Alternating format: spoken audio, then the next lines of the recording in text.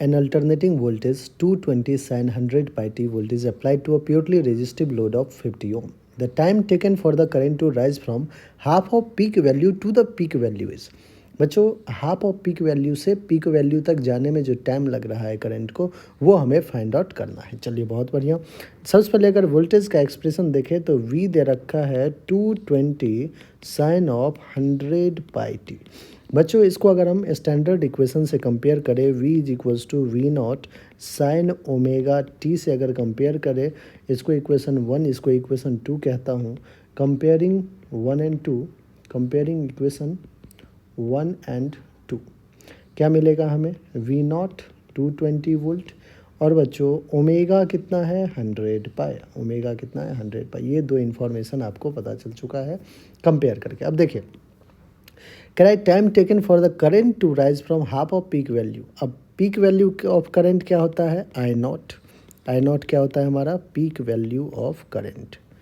Peak value of current. तो हमें कह रहा है कि आई नॉट पहले तो फाइंड आउट करना चाहिए।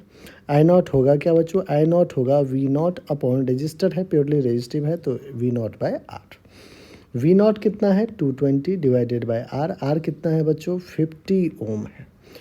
0 एंड 0 कैंसिल किया, 22/5 एम्पियर आपका पीक वैल्यू ऑफ करंट। अब देखिए करंट का अगर इक्वेशन लिखे तो instantaneous current I is equals to क्या होता है? I naught sine of omega t. अब सबसे पहले हाफ ऑफ पीक वैल्यू तक जाने में देखते हैं कितना टाइम लग रहा है।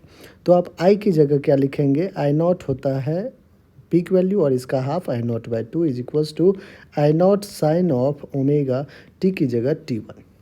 ठीक है, लेट्स से T1 टाइम लग रहा है हाफ ऑफ पीक वैल्यू में। अब देखिए बच्चों यहाँ पे आई नॉट ने आई नॉट को कैंसिल किया, 1/2 is equals to sine of omega T1 है। बच्चों 1/2 को साइन 30 लिख सकते हैं, बिल्कुल। साइन ऑफ 30 मतलब π/6। Sine π/6 is equals to sine omega T1। Sine sine cancel, π/6 बच्चों क्या आ रहा है? ओमेगा। ओमेगा कितना है? 100 पाई इंटू टाइम T1। बच्चों पाई ने पाई को भी कैंसिल किया तो T1 कितना आ रहा है? T1 आ रहा है 1/6 था, 100 आके 600 बना दिया। 1/600 सेकेंड टाइम T1 लग रहा है। बच्चों अभी हमें क्या पूछा गया है? Half of peak value to peak value. अब देखते हैं एक बार कि 0 से पीक वैल्यू तक जाने में फिर इंस्टेंटेनियस करंट का expression I equals to I naught sine omega T होगा। इस बार आई करंट की वैल्यू क्या कहा है? Peak value, that is I naught. I naught will be I naught sine of omega. Let's say time कितना लग रहा है? T2। आई नॉट कैंसिल, यहाँ पे 1 है बच्चों, साइन 91 होता है। Sine π/2 is equals to sine of omega. Omega कितना है बच्चों? 100 पाई। ओमेगा कितना है? 100 पाई। तो 100 pi into T2। Sine sine cancel, pi pi cancel. T2 बच्चों यहाँ से आ रहा है 1/200 सेकेंड। ठीक है, अब देखिए T इक्वल्स टू 0, ये था हाफ ऑफ पीक। यहाँ पे करेंट, ठीक है बच्चों, यहाँ देखिएगा, यहाँ पे लेट से करंट यहाँ पे है peak value of current I not. Time कितना लगा है यहाँ से यहाँ तक जाने में? लेट से T2। ये है पीक वैल्यू का half, I not by half. यहाँ पे टाइम कितना लगा है? T1। तो हाफ ऑफ पीक वैल्यू से पीक वैल्यू तक कितना टाइम लगेगा? तो आपको हो गया T2 माइनस का T1। ठीक है बच्चों, तो हमें क्या करना है?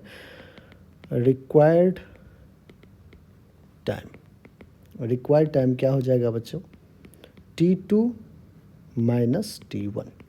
T2 कितना है? 1/200 माइनस का T1 1/600।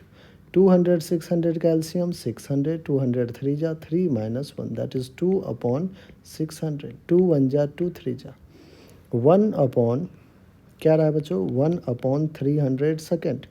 1/3 को क्या 0.33 कह सकते हैं, इंटू 10⁻², नीचे था -2 सेकेंड। बच्चों 0.33 को पॉइंट हटाइए तो 3.3 लिख रहा हूँ मैं, तो अभी एक 10 और है, वो 10 गया ऊपर तो -3 second, that is 3.3 millisecond. Calculation करोगे आप 3.3 मिली सेकेंड होगा। एक बार ऑप्शन चेक किया जाए, 3.3 मिली सेकेंड फोर्थ है और फोर्थ ही हमारा बच्चों क्या है? बिल्कुल करेक्ट ऑप्शन है। ठीक है।